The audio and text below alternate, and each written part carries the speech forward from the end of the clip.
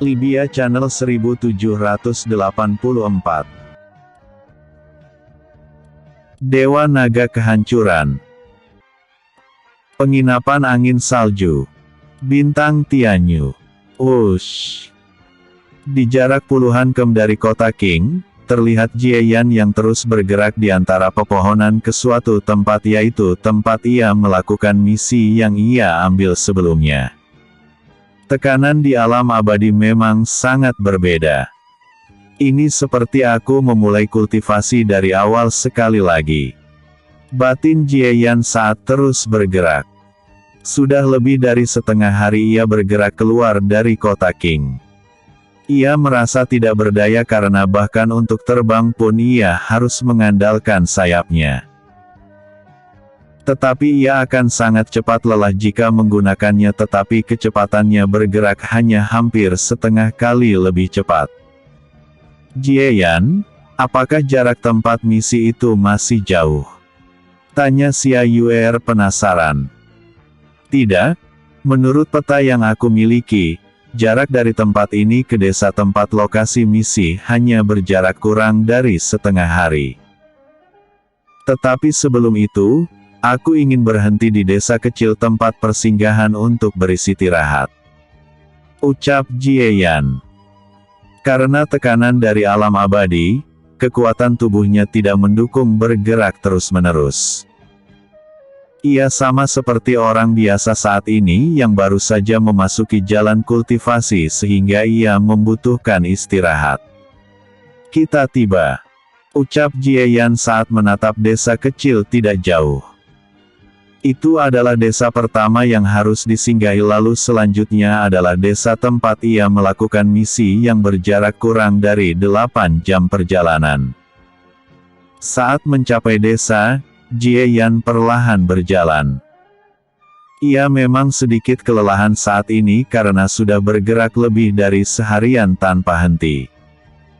Desa kecil itu cukup ramai, diisi oleh ratusan manusia. Selain dari itu, banyak kultivator pengelana yang terlihat keluar dan masuk dari desa. Karena tempat itu tidak terlalu jauh dari kota Qing, itu sering menjadi tempat persinggahan yang dibuat oleh para kultivator untuk beristirahat. Menggunakan kekuatan spiritual dan mengandalkan mata dewa, Jieyan dapat melacak bahwa desa kecil itu hanya diisi oleh kebanyakan kultivator tingkat transformasi abadi.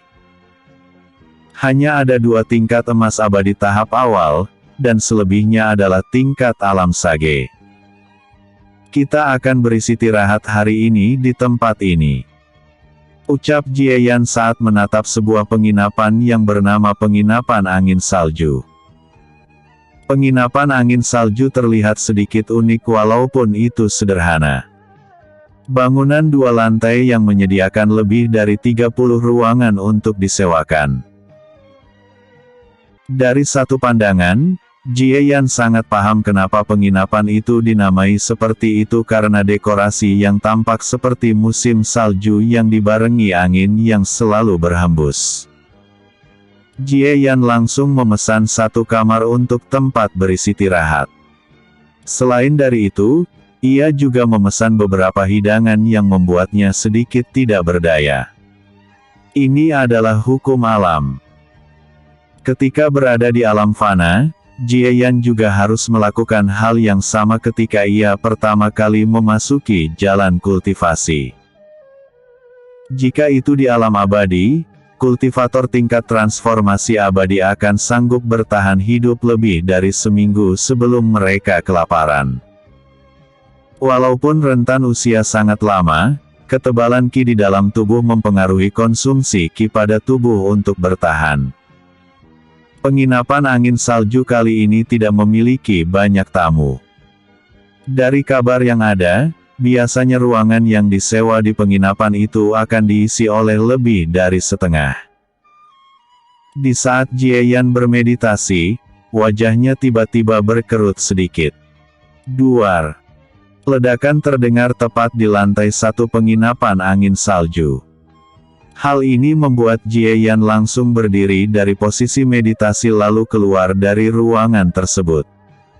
Ada yang sedang bertarung. Gumam Jie Yan saat ia berdiri di pinggiran lantai 2 menatap ke arah bawah. Xia Yuer juga dengan penasaran menatap ke arah bawah. Di jarak padang keduanya, terlihat dua kultivator yang baru saja selesai bentrok. Terlihat saat ini Seroang menggunakan topeng aneh sedang memegang pedang di tangannya, berdiri di jarak hampir 5 meter dari pria dengan pakaian longgar berwarna hitam. Siapa kau? Kenapa kau mencari masalah di desa kecil ini? Pria parubaya berjubah hitam bertanya dengan nada dingin. Ia menyeka darah dari sudut bibirnya. Pria dengan topeng tidak menjawab. Ia hanya melirik sekilas ke semua tempat lalu melirik ke arah atas. Apakah itu kau? Gumam pria bertopeng tersebut. Mata Jie Yan menyipit sedikit karena ia tahu bahwa pria bertopeng tersebut sedang memperhatikannya. Kau mengabaikanku. Sungguh lancang. Pria parubaya berpakaian hitam itu sangat marah. Sebagai pemimpin desa, ia tidak akan pernah membiarkan seseorang berbuat sesuka hati di desanya. Kau bukan seseorang yang ingin aku habisi. Pergilah. Ucap pria bertopeng lalu membuat isyarat dengan tangan kirinya. Setelah itu, 4 sosok pun masuk ke dalam bangunan tersebut, keempatnya juga menggunakan topeng. Target berada di lantai 2. Perintah pria bertopeng tersebut kepada 4 bawahannya. Bajingan. Pemimpin desa kecil itu sangat marah karena seseorang membuat kekacauan di tempatnya berkuasa. Tanpa membuang waktu, ia langsung bergerak ke arah pria bertopeng tersebut. Sementara itu, Jie Yan yang berada di lantai 2 memasang wajah dingin karena tampaknya seseorang mengincarnya. Walaupun ia penasaran siapa yang sebenarnya sedang memburunya. Jie Yan, keempatnya memiliki tingkat kultivasi transformasi abadi tahap akhir. Ucap Xia Yuer dengan wajah serius. Tidak peduli apa.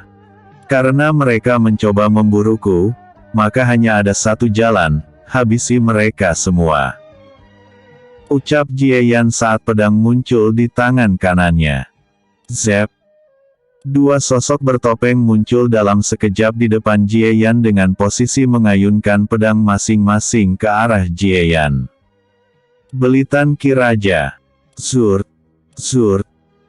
Pedang Jie Yan langsung diselimuti oleh petir hitam kemerahan lalu ketika matanya melebar, ia langsung mengayunkan pedang tersebut dengan cara horizontal. Seni rahasia, tebasan dimensi. Seraing. Jeres. Kedua sosok yang ingin menyerang, terkejut dengan dampak mengerikan yang mereka terima ketika aura aneh tampak hendak membelah tubuh mereka. Keduanya memuntahkan darah lalu terbang ke tempat yang jauh, menabrak dinding bangunan lalu merobohkannya. Tidak ada luka sama sekali di permukaan, namun organ dalam mereka seperti diacak-acak.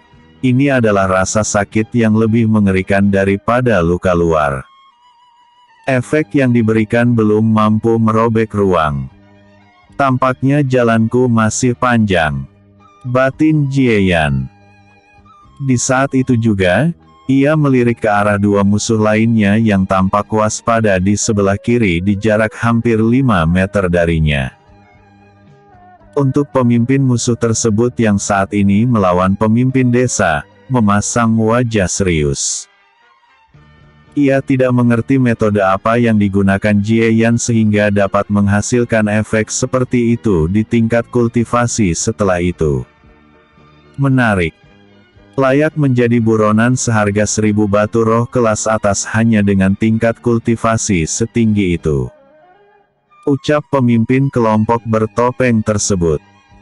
Jie Yan yang menggunakan mata dewa setiap waktu, tentu melihat musuh bergumam kecil. Walaupun ia tidak mendengar, ia mengerti apa yang dikatakan oleh musuh hanya dengan gerakan bibirnya. Dan ia sedikit terkejut bahwa ia saat ini telah menjadi buronan seseorang, dan harganya bahkan mencapai 1000 batu roh kelas atas. Harus diketahui bahwa 1 batu roh kelas atas sama dengan 10.000 batu roh kelas bawah. Sudah bisa dipastikan bahwa jumlah itu sangatlah banyak, dan jika benar seseorang menghadiahinya setinggi itu, Jie Yan sangat paham bahwa setelah masalah di penginapan angin salju selesai, akan banyak masalah yang menantinya. Episode sebelumnya, perhatian kecil. Episode berikut, pertarungan di penginapan angin salju. Bintang Tianyu. Pemimpin desa kecil yang bertarung dengan pemimpin kelompok Mush pun menyerit sedikit. Ia tentu mendengar gumaman musuh yang mengatakan bahwa Jie Yan menjadi buronan harga 1000 batu roh kelas atas. Buronan. Kenapa bocah itu diincar oleh organisasi gelap? Batin pemimpin desa. Ia sedikit tidak percaya bahwa Jie Yan yang hanya memiliki kultivasi tingkat transformasi abadi tahap menengah akan dihargai semahal itu. Bahkan dirinya yang menjadi pemimpin desa kecil hanya memiliki kekayaan 2 kali lipat jumlah harga kepala Jie Yan. Lawanlah kedua orang yang berada di luar penginapan. Jangan ceroboh. Walaupun keduanya terluka, kekuatannya masih tangguh. Jie Yan memperingati dengan nada tegas. Mendengar nada Jie Yan yang sangat serius, Xia Yuer tentu tidak akan bermain-main. Ia langsung terbang ke arah luar bangunan untuk mengejar 2 musuh yang dihempaskan oleh Jie Yan sebelumnya. Sementara itu, Jie Yan menatap ke arah 2 musuh yang tampak waspada menatapnya. Jangan ragu. Dia hanya seorang diri. Salah satu dari kedua kultivator bertopeng berkata dengan nada dingin. Sementara yang lainnya mengangguk serius. Jie Yan terdiam sedikit saat menatap kedua musuh yang tampaknya bersiap-siap menyerangnya. Ia sangat penasaran sampai saat ini siapa yang mencoba untuk memburunya. Menyampingkan pemikirannya tentang hal itu, Jie Yan pun bersiap-siap untuk bertarung.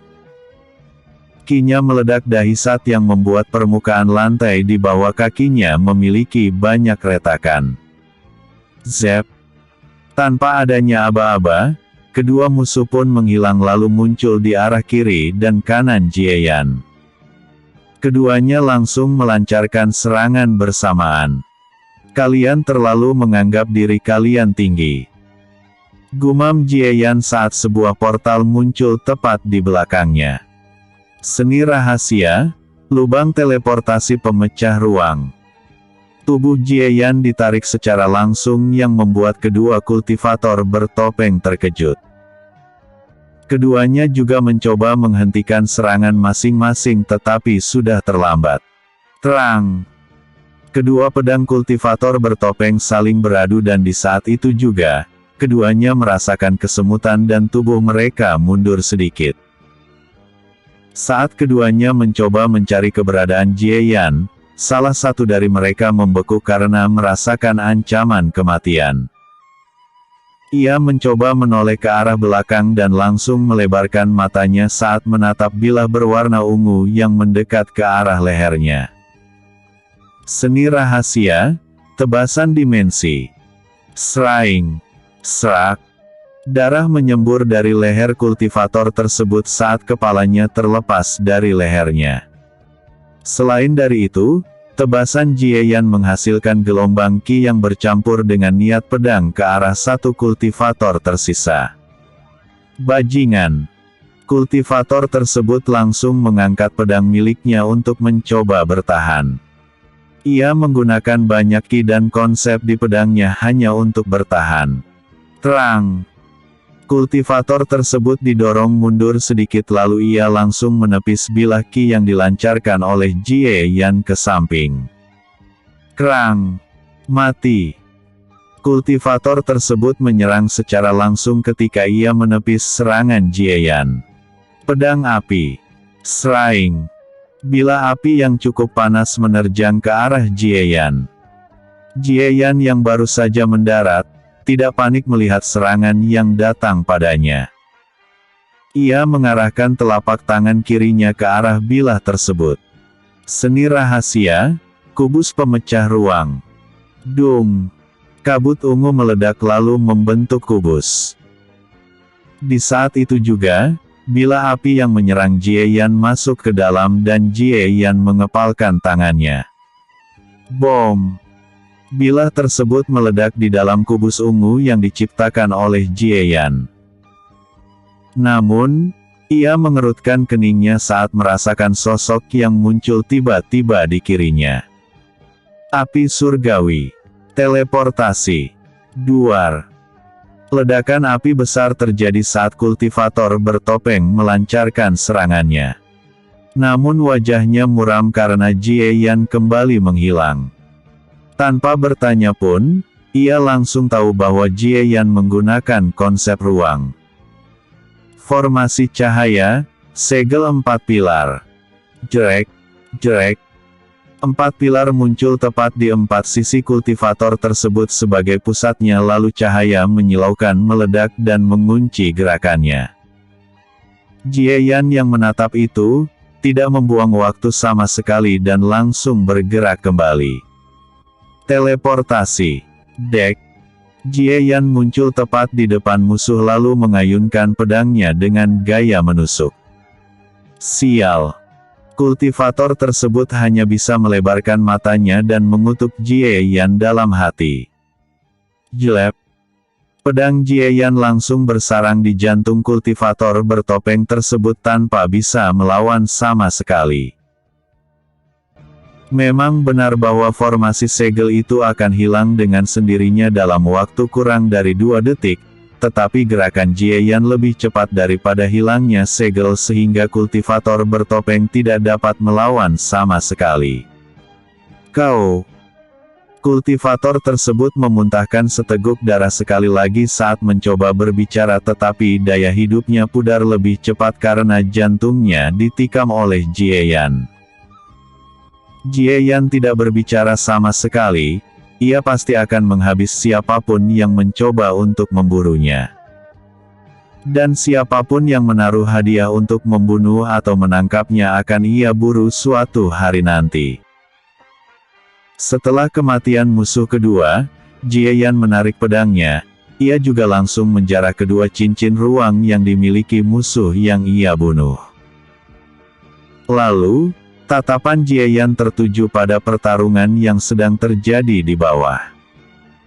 Semua tempat di penginapan angin salju telah hancur berantakan. Arf! Teriakan yang sangat keras terdengar di luar saat kedua musuh yang semula dihempaskan oleh Jieyan dibunuh dengan tragis oleh Xia Yuer. Yuer memang sangat kuat, mampu membunuh kultivator yang jauh lebih kuat darinya. Tetapi itu masuk akal karena untuk kultivator tingkat awal di alam abadi tidak akan mampu bersaing dengan roh pengguna formasi karena tingkat kekuatan mereka di awal seperti lebih kuat 1 tingkat daripada para kultivator. Batin Jieyan. Ia ingat bahwa ketika Xiao Zia menggunakan formasi melawan kultivator di atas tingkat abadi emas, dia masih bisa membunuh beberapa.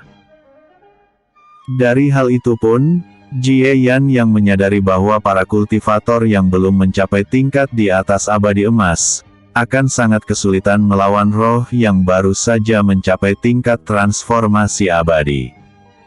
Tampaknya ini akan merepotkan. Pemimpin kelompok bertopeng berkata dalam hati saat mengetahui bahwa keempat bawahannya telah tewas. Ia juga telah melacak bahwa ada satu lagi kultivator tingkat emas abadi tahap awal yang mendekat ke penginapan angin salju. Sepertinya aku harus mundur. Tidak masalah sama sekali. Aku akan memburunya ketika kekuatanku meningkat. Jenius. Tidak ada yang lebih layak. Batin pria bertopeng tersebut saat ia mencengkram erat pedangnya, lalu kekuatan yang membuat Jie Yan terkejut muncul. Mata Jie Yan menyusut tajam ketika melihat dari lantai 2 bahwa pria bertopeng tersebut ternyata adalah pemilik Ki Raja. Selain dari itu, musuh tersebut juga menggunakan metode belitan Ki Raja. Walaupun metode tersebut lebih rendah daripada Jie Yan, tetap saja kekuatan yang dihasilkan sangatlah kuat. Siapa dia? Batin Jie Yan saat mencengkeram erat pedang di tangannya. Ia tahu bahwa jika ia melawan kultivator tingkat emas abadi tahap awal yang telah berlatih belitan Ki Raja, ia tidak akan bisa menang sama sekali kecuali ia melakukan fusi dengan Xia Yuer. Itu pun kemungkinan ia akan kalah. Pria bertopeng tersebut langsung mengayunkan pedang di tangannya sekuat tenaga setelah dilapisi oleh Ki Raja. Walaupun metode belitan Ki Raja miliknya lebih rendah daripada Jie Yan dan ia tidak mengetahui tingkatannya, ia merasa bahwa dirinya lah yang akan mencapai puncak di kemudian hari. Kehancuran ilahi. Zep. Saat kultivator bertopeng hendak menyerang, satu sosok muncul tepat di samping pemimpin desa kecil tersebut. Matilah. Sraing. Saat pria bertopeng itu mengayunkan pedangnya, percikan petir merah meledak dibarengi oleh gelombang kejut yang cukup besar. Jie Yan yang semula telah melihat itu, juga tidak tinggal diam. Sedari awal ia telah mempersiapkan serangan yang cukup kuat untuk menghalau setiap serangan dari pria bertopeng. Seni rahasia, bila pemisah ruang. Sraing. Blar.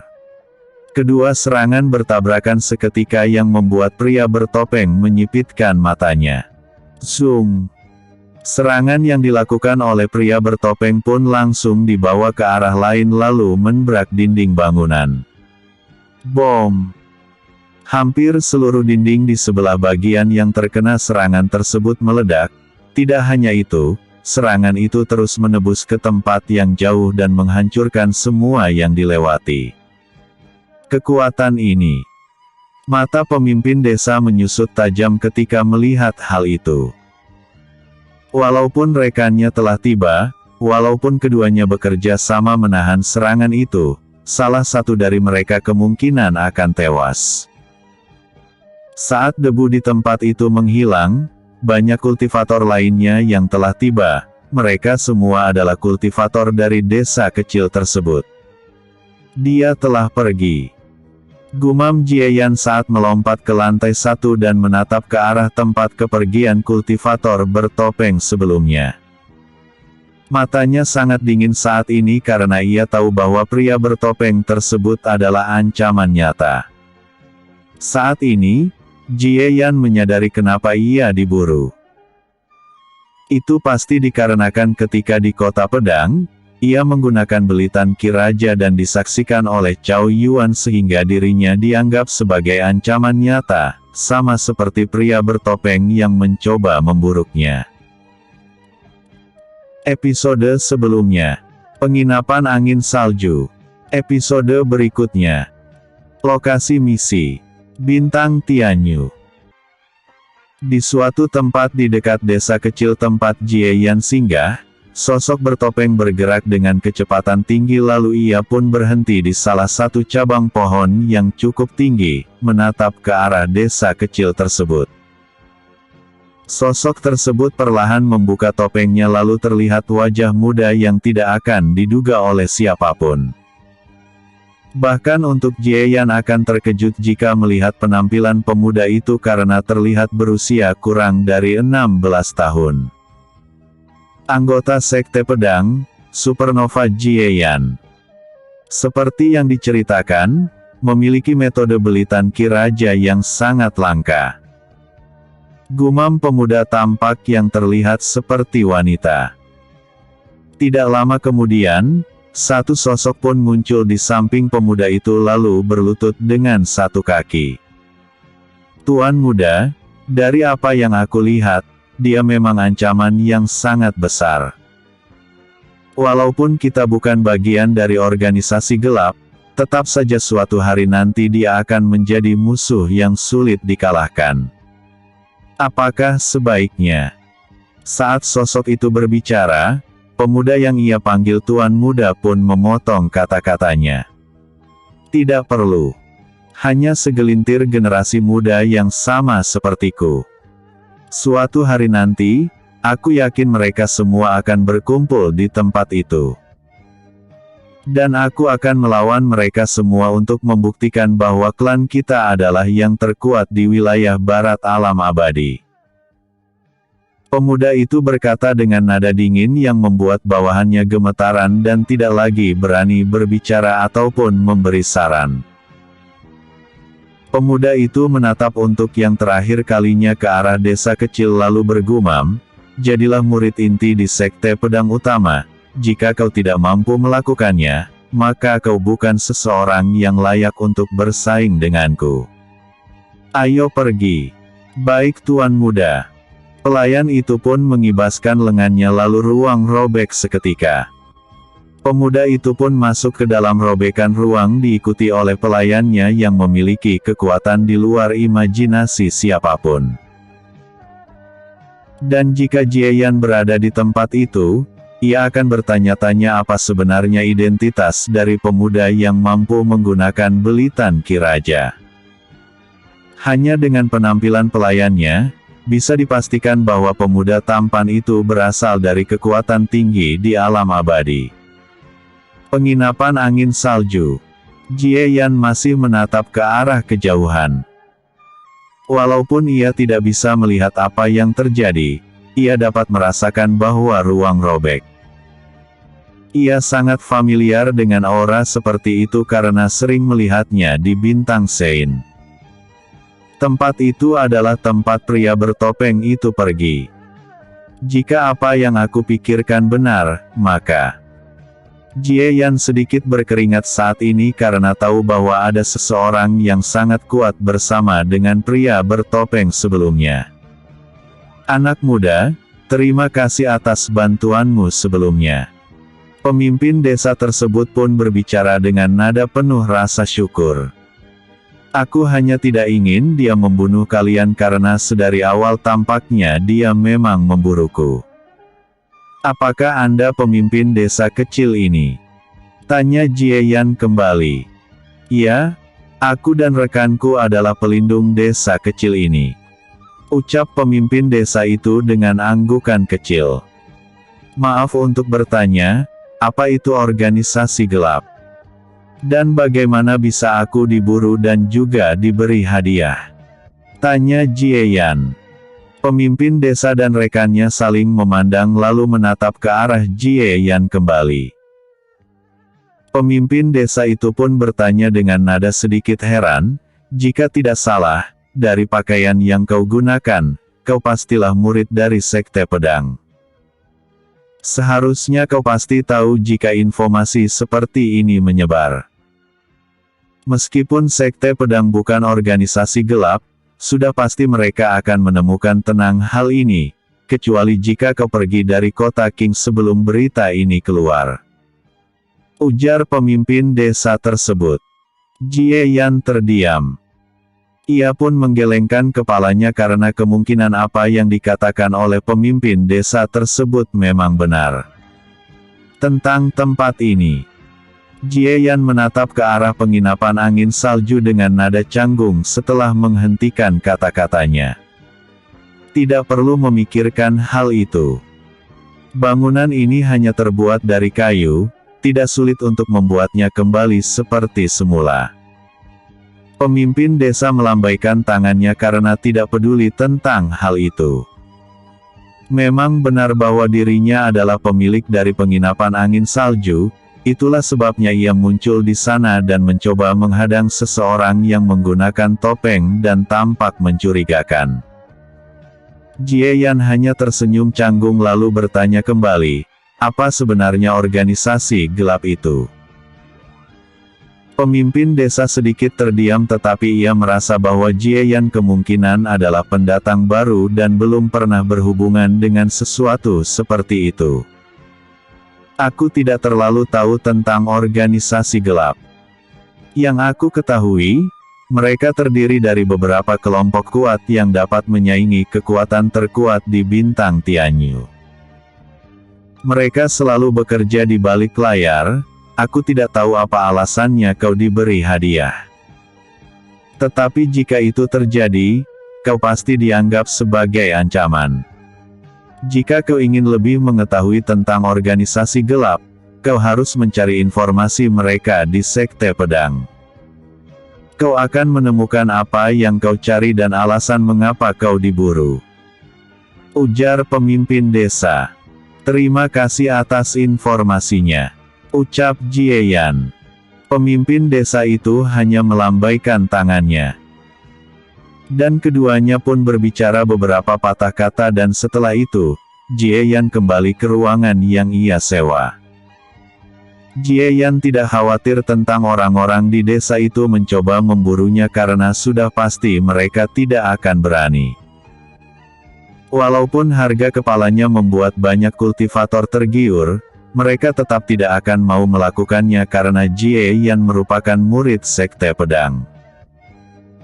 Keesokan harinya, Jie Yan yang terbangun dari meditasinya pun pergi dari desa kecil itu untuk menyelesaikan misi yang telah ia ambil. 7 jam kemudian, Jie Yan yang telah bergerak pun tiba di desa lainnya yang menjadi tempat ia melakukan misi. Disinilah misi yang harus kita selesaikan. Selain dari itu, di jarak puluhan km dari desa kecil ini, kita harus mencari herbal bernama bambu perak yang tumbuh di tempat unik di sekitar sini. Ujar Jie Yan. Apakah ini tempatnya? Tidak terlihat bahwa desa ini telah diserang oleh bintang roh aneh.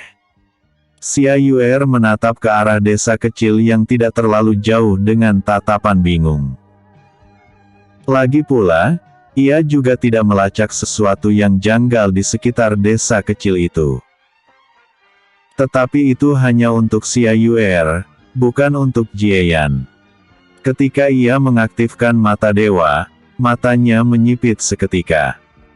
Semula ia memang tidak melacak apa-apa di desa kecil itu, tetapi kali ini semuanya langsung berbeda ketika ia menggunakan mata dewa. Tempat ini sungguh tidak bisa dipercaya. Ucap Jie Yan sedikit muram. Apakah kau menemukan sesuatu Jie Yan? Tenaga Xia Yuer curiga. Bukan hanya melihat sesuatu, tetapi desa yang kita lihat tidak seperti yang terlihat di permukaan. Ucap Jie Yan sedikit muram dan bertanya-tanya apakah tempat ia melakukan misi benar atau tidak. Ia mengeluarkan peta sekali lagi dan mencoba melihat lokasi desa itu dan memang tidak ada kesalahan. Peta yang Jie Yan pegang merupakan peta terbaru dalam waktu ribuan tahun belakangan. Apakah tidak ada yang memperhatikan? Lalu, jika apa yang aku lihat benar, siapa yang membuat misi ini? Tanya Jie Yan tidak percaya. Mata ungu pucat milik Jie Yan saat ini terlihat dengan sedikit silau emas. Apa yang dilihat oleh mata Jie Yan adalah kota itu sendiri yang merupakan makhluk aneh yang selalu memancarkan kekuatan spiritual dan membuat ilusi yang membuat siapapun tidak akan melihat bentuknya, tetapi melihat daerah itu adalah sebuah desa kecil. Episode sebelumnya. Pertarungan di penginapan angin salju. Episode berikutnya. Pelahap kuno. Bintang Tianyu. Apa? Desa itu adalah perwujudan ilusi yang tidak lain adalah binatang roh. Bagaimana mungkin? Xia Yuer tidak percaya sama sekali karena ketika ia mencoba melacak sebisanya, ia tidak dapat menemukan masalah sama sekali.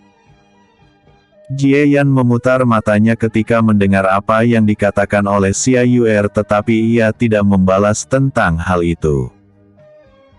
Apa yang menjadi pemikirannya saat ini adalah, apa yang hendak dilakukan oleh binatang roh itu sehingga berdiam diri di tempat itu dalam waktu yang lama. Zia, apakah kau sudah pulih? Jie Yan yang tidak tahu harus melakukan apa saat ini, mencoba menghubungi Xiao Zia yang tampak bermeditasi dalam waktu lebih dari seminggu. Xiao Zia mengatakan bahwa dia akan hibernasi dalam waktu kurang dari 2 minggu, jika menghitung waktu, saat ini sudah 1 minggu dan 4 hari setelah kejadian di Kota Pedang terjadi. Xiao Zia yang berada di ruang roh, tentu saja mendengar apa yang ditanyakan oleh Jie Yan. Ia memang belum pulih sepenuhnya, tetapi setidaknya ia bisa berkomunikasi untuk saat ini. Sekitar 2 hari lagi. Apakah kau memerlukan sesuatu? Tanya Xiao Zia dalam kepala Jie Yan. Iya, aku ingin kau melihat apa sebenarnya makhluk itu. Balas Jie Yan lalu menghubungkan mata dewa miliknya ke ruang roh miliknya. Xiao Zia yang bermeditasi, membuka matanya lalu menatap ke arah tempat Jie Yan melihat melalui ruang roh. Itu. Bahkan Zia sendiri terkejut ketika melihat sosok yang pernah ia lihat di masa lalu. Keterkejutan Xiao Zia tentu membuat Jie Yan menjadi serius seketika. Jie Yan, kau harus menghabisi makhluk itu. Saat ini dia dalam kondisi lemah, binatang roh itu disebut sebagai pelahap kuno, seekor makhluk yang hanya tahu cara untuk melahap dan menipu. Di masa lalu, jumlah mereka sangat banyak, tetapi mereka bergerak melalui insting mereka dan melahap spesies yang sama sehingga mereka hampir punah. Inti dari bintang roh merupakan sesuatu yang sangat berharga. Asal kau ketahui, sebelum 33 surga tercipta, binatang roh pelahap kuno hidup di ruang hampa di antara 7 galaksi dan alam roh. Xiao Zia menjelaskan dengan satu nafas, ia sedikit bersemangat ketika melihat makhluk itu. Jie Yan merasa sedikit aneh karena sangat jarang Xiao Zia sangat bersemangat. Apa yang bisa dilakukan oleh inti binatang roh pelahap kuno itu? Dan hal lainnya, jika dia hidup di ruang hampa, kenapa dia tiba-tiba muncul di bintang Tianyu? Tanya Jie Yan. Jie Yan, inti binatang roh pelahap kuno berisi konsep asli 33 surga, mencakup semua konsep yang ada.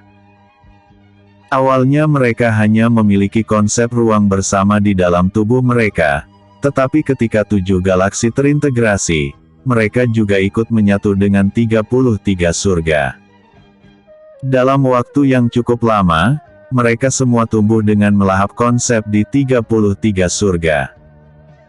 Selain dari itu, mereka semua melahap jenis masing-masing yang membuat konsep di dalam tubuh mereka menjadi lebih lengkap. Dan alasan kenapa dia tiba di bintang Tianyu, aku telah menebaknya.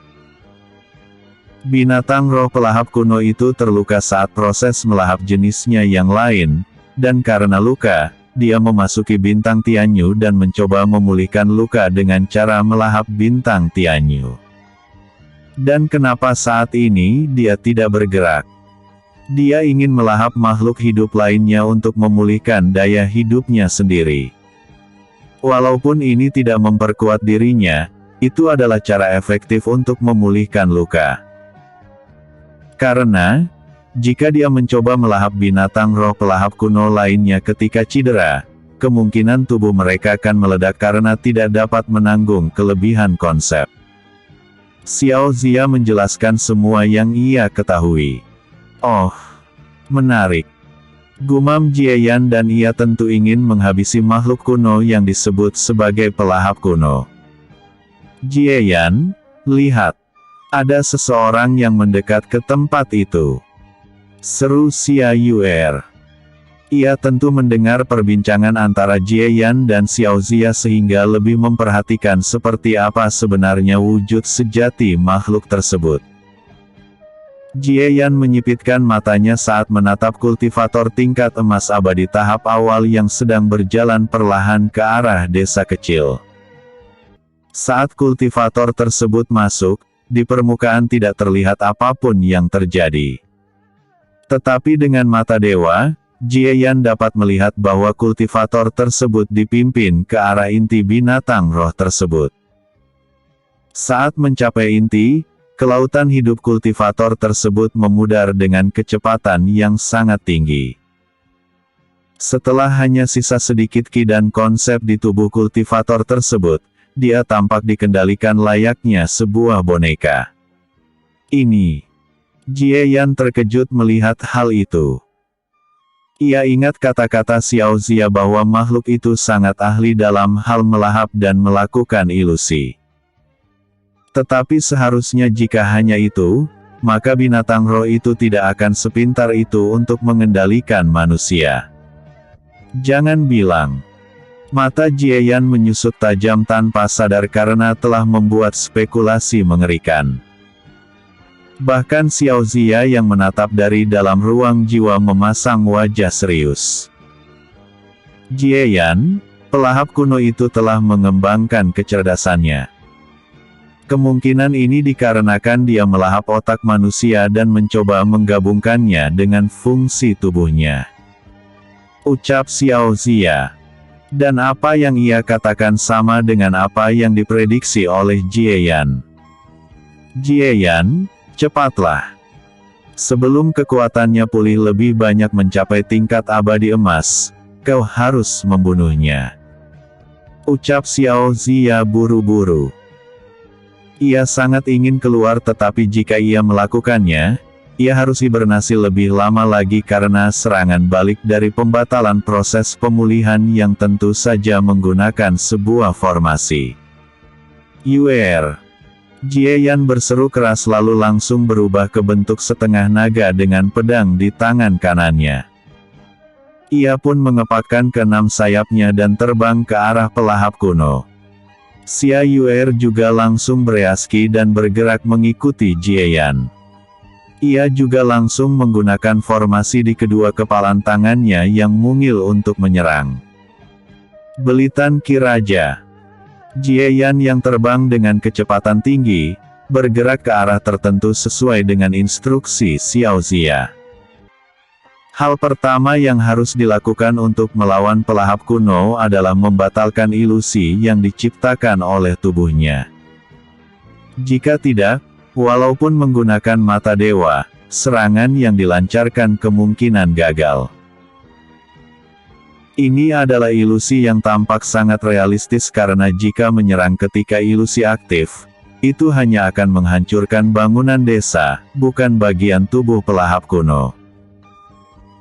Pelahap kuno tampak seperti biasa saja ketika kedatangan Jieyan walaupun ada fluktuasi khusus karena dapat merasakan bahwa ketika ia melahap Jieyan, maka tubuhnya akan pulih dalam jumlah yang cukup besar. Ketika mencapai pinggiran desa, apa yang menjadi fokus Jieyan saat ini adalah sebuah bangunan bobrok yang merupakan inti dari asal ilusi. Seni rahasia, tebasan kecepatan teleportasi. Shrine. Blar. Ketika Jieyan melewati bangunan bobrok tersebut, kekuatan spiritual tiada taraf meledak seketika. Pelahap kuno yang awalnya tampak biasa saja, langsung menjadi agresif. Bush. Jieyan terpental menjauh oleh kekuatan spiritual mengerikan tersebut dan mencoba menyetabilkan tubuhnya di udara. Sementara Xia Yuer, ia langsung membuat lingkaran formasi sesuai dengan instingnya. Formasi cahaya, telapak tangan cahaya Buddha. Di langit, Buddha raksasa langsung mengayunkan telapak tangannya ke tempat ledakan spiritual yang terjadi. Di saat ledakan spiritual mereda, terlihat sosok asli pelahap kuno. Bom! Telapak tangan Buddha raksasa yang menghasilkan gelombang kejut pun langsung menghantam tepat di tubuh pelahap kuno. Xia Yuer yang awalnya merasa senang, menatap ke arah wujud pelahap kuno dengan aneh. Apa itu? Episode sebelumnya. Lokasi misi. Episode berikutnya. Melawan pelahap kuno. Bintang Tianyu. Gru. Suara raungan aneh yang terdengar kuno menggema di udara. Hal itu membuat gendang telinga seolah-olah hendak pecah. Untuk Jieyan, ia langsung menutupi telinganya serta langsung menggunakan konsep dan ki untuk menghalangi suara itu memasuki kepalanya. Ilusi suara. Batin Jieyan terkejut karena tampaknya setelah berevolusi, pelahap kuno menjadi lebih mengerikan.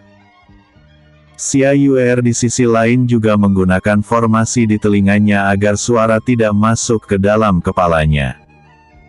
Ia menatap dengan seksama makhluk yang disebut sebagai pelahap kuno. Bentuk pelahap kuno menyerupai sebuah dunia yang tidak beraturan, berwarna abu-abu mendekati coklat, dengan sebuah mulut yang tampak mengerikan. Ukurannya berdiameter sekitar hampir 100 meter. Bisa dibayangkan betapa besarnya ukurannya. Jieyan, Yuer. Jangan panik dengan ukurannya. Pelahap kuno yang telah mencapai puncak jalan kultivasi memiliki ukuran seperti sebuah bintang raksasa. Ini hanya secuil dari ukurannya karena terluka. Ketika mereka terluka, mereka akan melepaskan bagian tubuhnya dan membawa intinya agar pemulihan lebih cepat selesai. Xiao Zia memperingati. Mendengar itu, Jieyan tidak membalas sama sekali. Ia pun langsung membuat kuda-kuda untuk menyerang. Seni rahasia, tebasan dimensi. Shrine. Jeres. Bilah yang sangat besar melesat ke arah pelahap kuno. Tetapi apa yang terjadi selanjutnya membuat mata Jieyan dan Xia Yuer melebar. Apa yang mereka lihat adalah, pelahap kuno membuka mulutnya lebar-lebar lalu melahap bilah ki yang dilancarkan oleh Jieyan. Apa? Bagaimana bisa? Xiao Zia terkejut di tempat karena yang ia ketahui, pelahap kuno tidak akan bisa melahap serangan, hanya bisa melahap konsep tidak murni yang ada di alam, lalu mengolahnya menjadi konsep sempurna. Pelahap kuno meraung sekali lagi, dan di saat itu juga, dari mulutnya yang terbuka lebar, bilah yang tak terhitung jumlahnya tiba-tiba muncul lalu berhembus ke arah Jieyan dan mencoba membelah Jieyan menjadi berkeping-keping. Teleportasi. Zep. Jieyan muncul tepat di sebelah Xia Yuer dengan mata tidak percaya menatap ke arah pelahap kuno karena apa yang ia lihat adalah serangan sebelumnya adalah tekniknya sendiri. Ini. Jika pelahap kuno telah berevolusi mencapai tingkat ini, maka tidak ada cara membunuhnya jika menggunakan ki dan konsep. Ucap Xiao Zia dengan nada linglung karena tidak menyangka bahwa pelahap kuno yang dahulu seperti tidak memiliki akal sehat akan mencapai tahap seperti ini. Tidak, pasti ada cara. Teknik formasi dan serangan murni dengan kekuatan tubuh. Xiao Zia yang langsung menganalisis pelahap kuno, menyimpulkan apa kelemahan pelahap kuno. Layak menjadi roh Dewi Kematian yang telah memiliki pengalaman tak terhitung jumlahnya. Kekuatan serangan dengan murni menggunakan kekuatan tubuh. Kau mencari orang yang tepat. Ucap Jieyan dengan senyum kejam, di saat itu juga, percikan petir hitam terlihat di pupil matanya. Serangan formasi. Apa kau meremehkan putri ini? Putri ini akan memberikan pelajaran kepada makhluk jelek itu. Xia Yuer tersenyum cerah lalu langsung membuat formasi. Ia tahu bahwa saat ia akan bertarung sebagai pendukung. Kalian. Xiao Zia tidak tahu harus berkata apa. Ia hanya menggelengkan kepalanya lalu menonton pertarungan yang akan dilakukan oleh Jieyan dan Xia Yuer. Tanah di sekitar kaki Jieyan bergetar keras. Retakan yang sangat banyak terlihat ketika tubuhnya membesar seketika.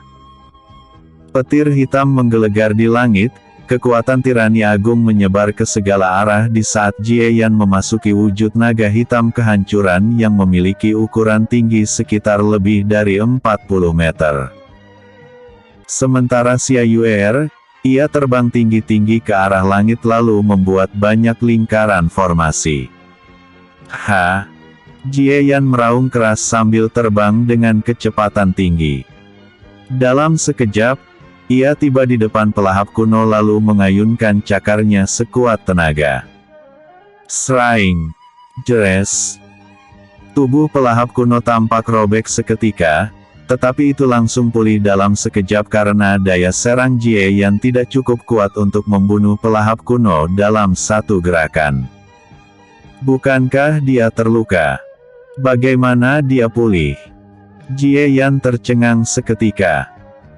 Pelahap kuno tidak memberi Jie Yan kesempatan, dan langsung membuka rahangnya lebar-lebar mencoba melahap Jie Yan dalam satu tegukan. Ukuran pelahap kuno sekitar 3 kali ukuran Jie Yan sehingga dia bisa melahap Jie Yan secara langsung. Formasi spiritual, pedang spiritual. Dung!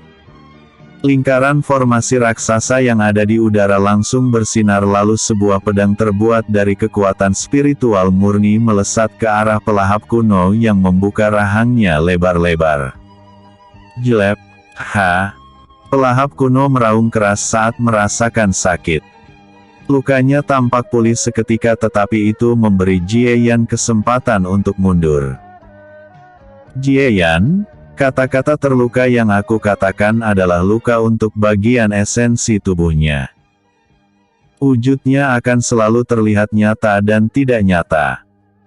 Esensi tubuh itu berfungsi untuk memulihkan tubuhnya setiap kali dibelah ataupun dimusnahkan walaupun harganya adalah kehilangan esensi. Ketika suara Xiao Zia terdengar, Jie Yan paham seketika.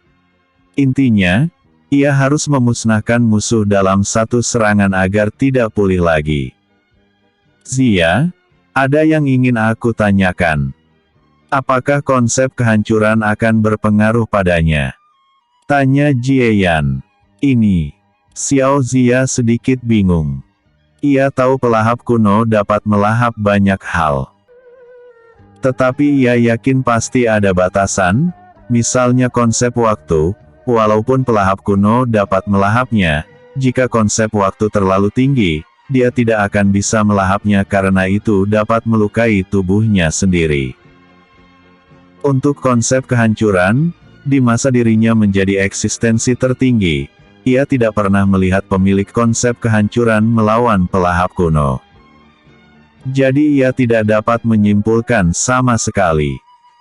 Namun Xiao Zia langsung mencoba menganalisis apakah itu berfungsi atau tidak. Lakukan, jika dia dapat melahap konsep kehancuran milikmu, aku akan menyelamatkanmu jika kecelakaan terjadi.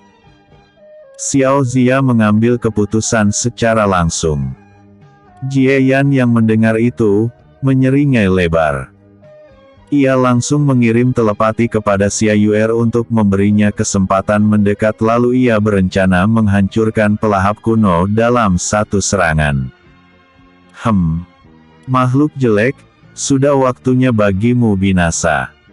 Ucap Xia Yuer dingin saat ia telah menerima pesan telepati dari Jie Yan. Formasi spiritual, bentuk Buddha. Formasi spiritual, segel spiritual. Formasi spiritual, ledakan spiritual. Xia Yuer langsung melancarkan 3 formasi sekaligus. Jika para roh tingkat tinggi lainnya yang telah mencapai kekuatan puncak melihat apa yang dilakukan oleh Xia Yuer, mereka pasti akan merasa bahwa mereka telah menyia-nyiakan kehidupan karena bahkan mereka harus berlatih dalam waktu puluhan ribu tahun agar dapat melancarkan 2 formasi sekaligus dalam satu tarikan nafas. Untuk Xiao Zia, ia sama sekali tidak terkejut Xia Yuer dapat melakukan hal itu karena ia juga memiliki keahlian yang sama, dapat melancarkan 3 formasi sekaligus dalam satu tarikan nafas. Ini adalah kemampuan yang hanya dimiliki oleh eksistensi seperti dirinya dan setingkat dengan dirinya. Buddha yang terbuat dari kekuatan spiritual muncul seketika. Telapak tangan yang diayunkan kali ini memiliki tanda aneh. Itu adalah sebuah segel. Selain dari itu, formasi lainnya membuat ledakan lebih dulu untuk mengalihkan perhatian pelahap kuno. Duar. Ledakan spiritual di wilayah lingkaran spiritual yang diciptakan oleh Xia Yuer pun terjadi. Tetapi pelahap kuno terlihat hanya melindungi tubuhnya menggunakan kekuatan spiritual juga. Tetapi pelahap kuno yang melihat Buddha mencoba menamparnya dari langit, langsung meledak marah dan membuka mulutnya lebar-lebar. Raungan aneh meledak dari rahang pelahap kuno, menghasilkan gelombang kejut yang terdiri dari kekuatan spiritual dan konsep tingkat tinggi. Blar. Ledakan dahsyat terjadi di saat kedua serangan bertemu. Xia Yuer yang terhempas, tersenyum puas karena sedari awal, Buddha itu hanya pengalihan juga. Teknik formasi yang ia lancarkan sebenarnya adalah segel spiritual yang ada di telapak tangan Buddha. Ketika Buddha spiritual meledak, segel itu akan bergabung dengan gelombang kejut yang pasti akan menempel pada tubuh pelahap kuno walaupun itu hanya sebagian kecil. Tetapi itu sudah cukup untuk menghentikan pergerakan pelahap kuno dalam waktu singkat. Bagus Yuer. Jieyan yang paham apa yang dilakukan oleh Xia Yuer, terbang dengan kecepatan tinggi dan muncul dalam sekejap di atas pelahap kuno. Bam! Jieyan langsung menekan pelahap kuno ke arah permukaan tanah menggunakan kekuatan tirani dari wujud naga hitam kehancuran. Dan di saat itu juga, ia telah membuka rahangnya lebar-lebar mengumpulkan konsep kehancuran terkuat yang bisa ia ciptakan. Dalam waktu singkat, bola tidak beraturan yang sangat besar terbuat dari konsep kehancuran murni tercipta. Tanpa membuang waktu, Jieyan pun langsung menembakkan serangan yang telah ia rencanakan sebelumnya. Selain dari itu, Xiao Zia juga membaut persiapan jika kemungkinan pelahap kuno mampu melahap konsep kehancuran milik Jieyan. Bola awal kehancuran. Duar. Episode sebelumnya. Pelahap kuno. Episode berikutnya. Tempat menarik lainnya.